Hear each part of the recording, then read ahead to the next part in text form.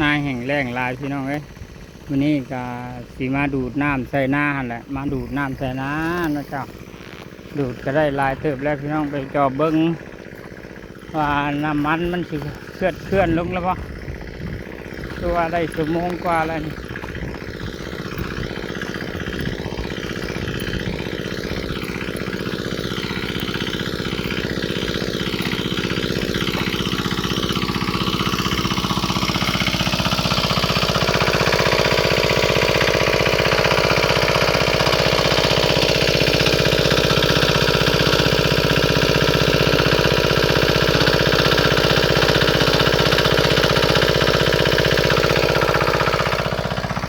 มันเคลื่อนลงแล้วพี่น้อง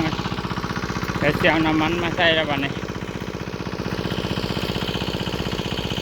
น้ำมันมาใส่กัน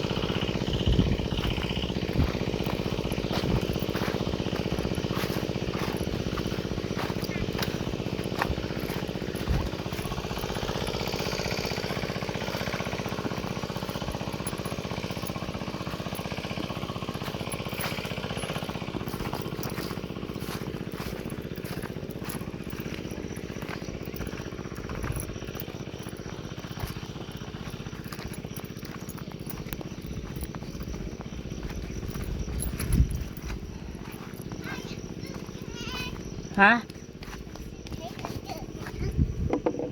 เดือน3พุ่นเอาเลยป่ะเกิดปีละ2 เทื่อป่ะวันเกิด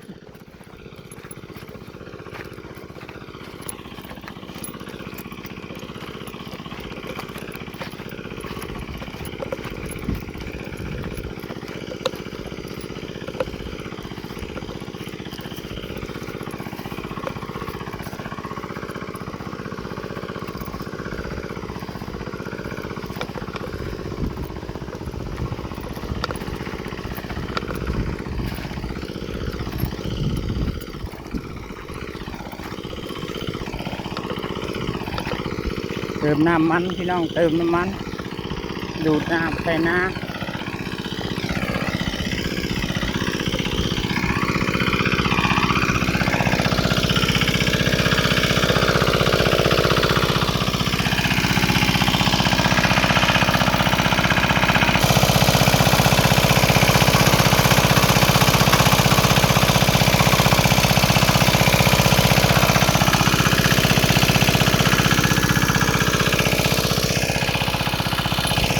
โอเคเพื่อนเติมลายแล้วคนนี้เก็บเบิดมือคนละเต็มทางปุ๊บ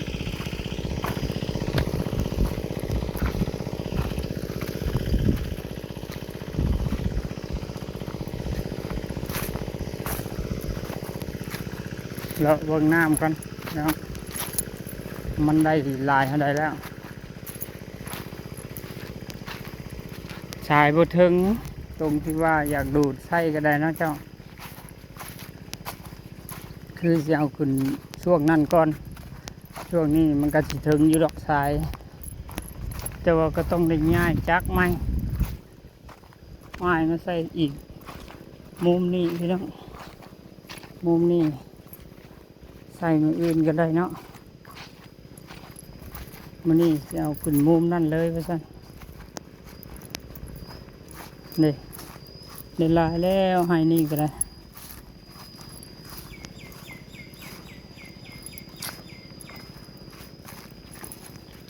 อันนี้ก็น้ำบกเป็นที่เรียบห้อยว่าซั่น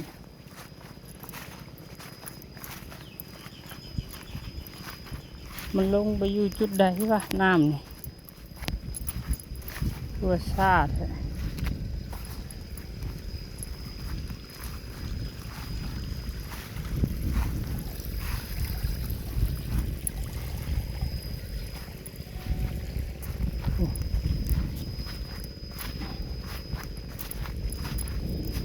เบิ่งแม่คันนาก่อยพี่น้องประมาณนี้แหละคันนาก่อยตีเบิดมุนเบิดแล้ว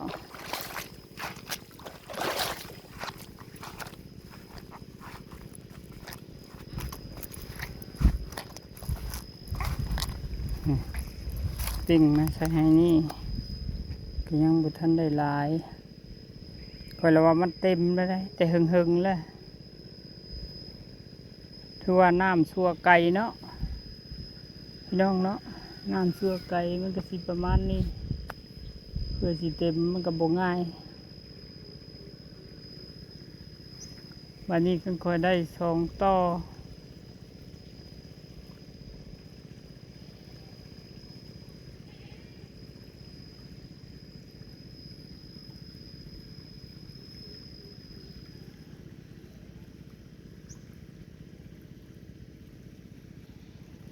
เส้นหนึ่งเพียงนั่นเส้นหนึ่งมันก็จะตกพุ่นไข่คอยกับไข่แน่เนาะเจ้า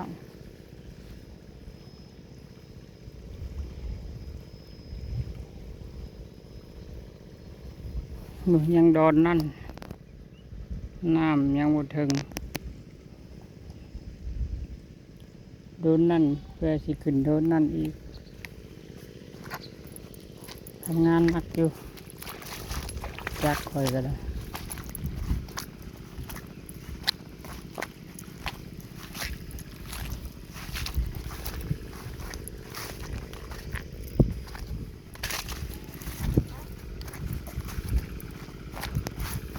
2 มือพอแล้วพอดูดน้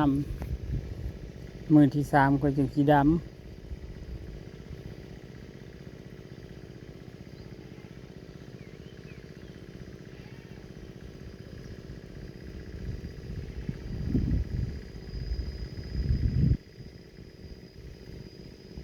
ยาวเรือเถื่อนแล้วนี่กันเนาะ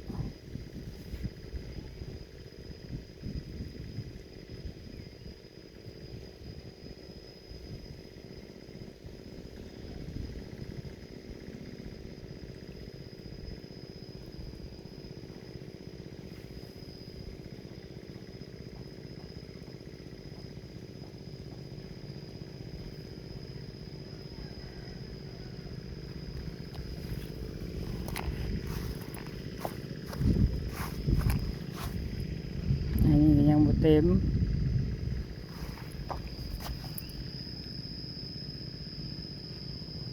แต่ให้เดียวยังไง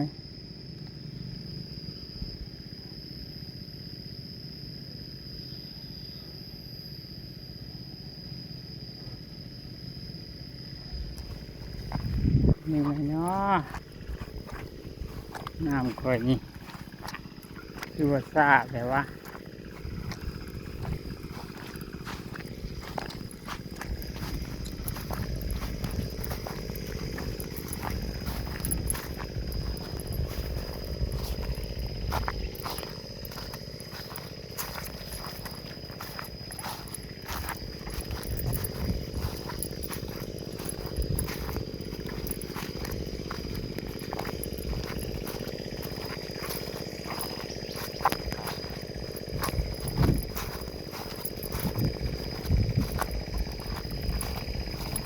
หนังไผ่ก่อน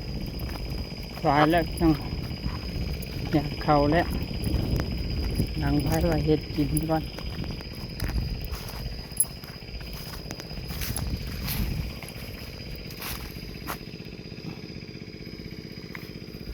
พอดีได้เห็ดเพาะเด้อมื้อนี้